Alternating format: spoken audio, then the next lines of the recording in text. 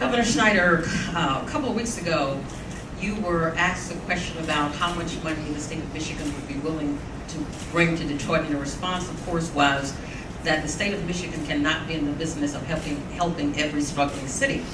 I've talked with economists from some of the greatest institutions in the country, and here's what they all say.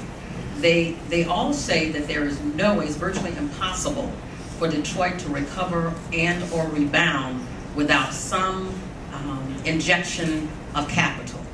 If the state of Michigan is not willing to do that, where will it come from?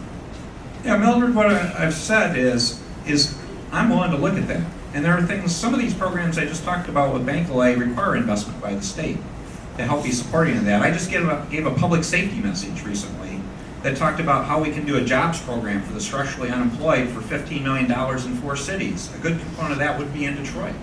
So we are talking about investing dollars, but in terms of the philosophy of the old, it shouldn't just be about spending money.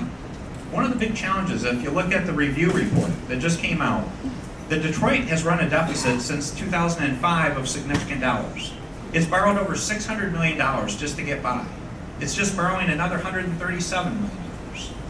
Now, my view is just spending more money to borrow more without structural change to say we need to see better services and balance take place and real positive action happening.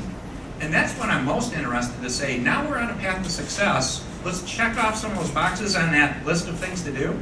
And when that's going on, it makes it a whole lot easier for us all to come together to say, okay, now how can we double down? How can we do more? How can we show that investment is showing a real return?